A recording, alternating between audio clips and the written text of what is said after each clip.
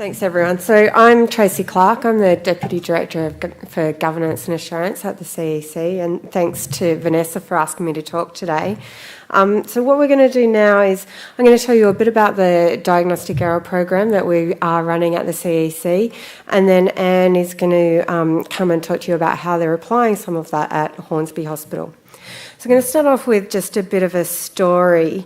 So this is a 25-year-old female presented to her GP twice in 24 hours. On the second visit, the GP thought that she probably had some gastroenteritis but was worried about dehydration, so sent her off to the ED.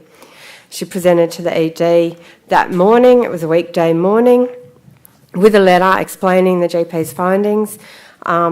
She was seen by the ED JMO, who felt that she was reasonably okay. The JMO examined her, found that her abdomen was soft, she had some tenderness over her right iliac fossa, low-grade fever, 37.5, did have some elevated white cells, the white cell count was 25, but thought that she was probably all right. Discussed it with the senior ED consultant and came up with a provisional diagnosis of viral gastroenteritis and sent her home with buscopan and some instructions to maintain her oral hydration and, of course, come back if it gets worse. So she went back to her GP 3 days later. She had worsening abdominal pain and the GP sent her back to the ED. When she came back to the ED, they were worried enough then to do an abdominal CT which showed appendicitis. So she went to theatre, she had an emergency surgery, started off as a laparoscopic appendicectomy and progressed to a full midline open laparotomy when they found a peritonitis, abdominal an appendiceal abscess and pus in her abdomen and pelvic cavities. Post-surgical complications included a wound dehiscence, infection and a return to surgery to drain the wound and reclose. As we progress through the program that we're running, it'd be good to just reflect back on what the opportunities in that particular case may have been. And so we started looking at diagnostic error at the CEC in 2015. When we started looking at it, we looked at a whole lot of incident data. So we looked at our IMS, our RCAs, our surgical mortality data, just to see what the extent of the problem in New South Wales was. At that time, there were about 50 SAC1 incidents per year across the state. Now that is about 50% more, so around 75 SAC1 incidents, so 75 deaths directly attributable to diagnostic error in New South Wales. So it's a pretty significant problem. The surgical mortality information showed us that there were around 13% of surgical mortality cases audited that had a diagnostic error component to it. So this particular lady didn't die, she ended up being okay, but a lot of our patients do die. So it's worth thinking about. In terms of harm to patients, what we do, so we obviously know that there are a significant number of deaths in New South Wales. We also know that they happen across all clinical groups. Cardiac features highly, although with improvement in following the chest pain pathway, that does seem to be coming down. Similarly, stroke seems to be improving, but it is pretty consistent across all clinical groups.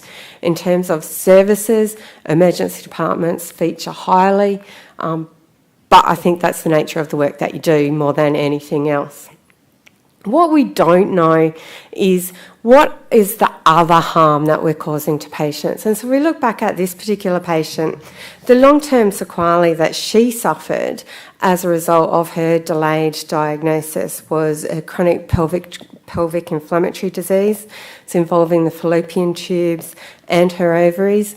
So it's highly likely that she will suffer fertility issues once she starts trying to become pregnant. She will almost certainly require IVF to become pregnant. She has urinary problems, she has urodynamic abnormalities, and she requires long-term medical management with anticholinergic medication. And she also has a high likelihood of abdominal adhesions with a high possibility of developing bowel obstruction in the future. And it was estimated by an expert panel that that would likely happen on average of about once every 5 years or so, requiring an intervention. This is a particular case that has had a long-term review. In most instances, we don't get to see what that level of harm for patients is, and I think it's important for us to reflect on that as well, or what the overall long-term cost to healthcare is for New South Wales. So why does diagnostic error occur? Well, Pat Cross-Carey and Daniel Kahneman have done a lot of work around the thinking fast, thinking slow, and the system 1 thinking versus the system 2 thinking, and I think most of you are probably pretty familiar with that. But basically the system 1 thinking uses the red flags and pattern recognition, but we know that they're not perfect. There's lots of things that influence that decision making, and it's really easy to shift into that fast thinking when perhaps we may need to be taking a step back, thinking a little bit slower. And a lot of those times are, when we're fatigued. It's 10 o'clock at night, been working since 8 o'clock this morning.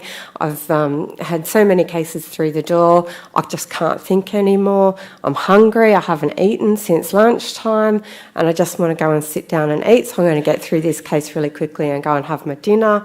Or something's going on at home and I'm just really worried about that and I can't concentrate here. Or I get constantly interrupted. So in the middle of this particular assessment of this patient, I've been interrupted 4 times to ask a question about this patient over here. And when you think back to your clinical environment, how many times, how often are all of those factors in play? And how does that impact your decision making? The other problem is that we know that our JMOs don't have well-developed red flag systems. So they haven't got the experience to have seen all those different patterns to be able to recognise them really quickly. And so the TEC Take 2 Think Do program is designed to help improve that decision-making process. So there's Take 2 minutes.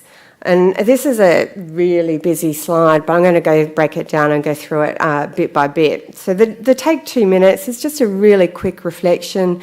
Have I got all the information? Have I thought about all the possibilities? Are there any red flags for this particular case? And for this lady, there was probably a couple. She had some iliac fossa pain, she had some tenderness, she had really elevated white cell count, but the pain had been increasing over a period of days. And to me, those 2 things are a red flag that maybe we might want to think about this patient just a little bit more. Is there any uncertainty? Maybe. And we're not very good at acknowledging that in medicine. Rule out the worst case scenario. What's the worst thing that can happen if I send this lady home? And particularly, maybe not in appendicitis case, but some of our more catastrophic cases might be a flag then to say, actually, I'm going to hang on to them just for a little bit longer. And identify when something isn't quite right. You know, that gut feeling that says, I just don't know about this one, and recognising that. The next section is to think about all those times when you are rushed, you're hungry, you're not thinking clearly. Maybe there's some patient factors that make it difficult to assess or determine what's going on. Maybe it's a patient that can't communicate well with you, so it makes the assessment harder. Maybe it's a really overweight person. Maybe there's some cognitive biases, and this particular case demonstrates that the GP letter starting you off down the track of gastroenteritis is potentially a bias. That can start at triage as well. It's well known that we know that the patient comes in, the triage assessment can send you down a particular path of thinking as well. And then think about particular times in the patient journey when it's a good opportunity to just go back over the decision-making component. So this particular lady was discussed with a senior ED clinician, but what factors were considered in that discussion, and did the senior ED consultant go and actually review the patient? And then the do part is do something. So it gives you a series of different strategies to reframe the problem differently. So one of the things when we first started looking at this problem was, well, yeah, I know I don't have the right diagnosis, but every time I go through the set of symptoms, I'll come up with the same answer. So how do I look at it in a different way? And so that's where the red team, blue team comes in, and it gives you a team-based approach. It could be a team of 2 people. It could be more, where you've got a blue team and a red team, and you can actually debate in a safe environment or challenge in a safe environment what's going on with this particular patient. And so the red team, blue team is derived from the military exercises where they use it to test forced readiness. It's designed to play a devil's advocate role. It's about giving a safe environment, like I said, to challenging authority gradients. So it allows junior medical officers to challenge senior medical officer decision making. It might be that, well, you want to do this investigation, but wouldn't this investigation give us more information if we think that this might be going on? It's also been shown to improve teaching, so it gives a greater understanding to the junior medical officers, a better mental model about why we're doing the investigations that we're doing. There's some discussion about the benefits of doing it with the patient, but that needs a bit of careful consideration. There's some prompt cards. It gives the red team a series of things that they might think about, and it gives us a set start and finish to the challenge to help create that safe environment. But it's not something that we do in every patient every time. It's time consuming. We need to carefully consider. It's one of the biggest challenges about how do we pick the right patients that we want to do this on. And so what I'm going to do is hand over to Anne, and she is going to tell you a little about how they've looked at applying this at Hornsby Hospital. There we go. Good afternoon, everyone. So as part of my role with the ECI, I've been lucky enough to do a small project based around this work, which I think is really important as part of our high-risk environment in the emergency department. So I think most of us would agree that with the process of re-examining evidence and kind of contemplating on have we effectively excluded all the sinister bad diagnoses, haven't we already done this as part of our sort of senior review that we do in the ED? Well, sadly, the data would suggest that we don't. We certainly don't do it all the time. And the hope is that a tool like this, would it give us some assistance with improving our awareness and our methods to deal with potential diagnostic error. I think the process of having a structured, written down methodology is a really great way of explaining our reasoning to junior staff and our thought processes. It could also be potentially helpful at times when maybe there is a difference in opinion between clinicians, or there's a conflict between potential accepting teams. You have a structured, formatted process that you can step back and say, okay, well, we've got a bit of disagreement here.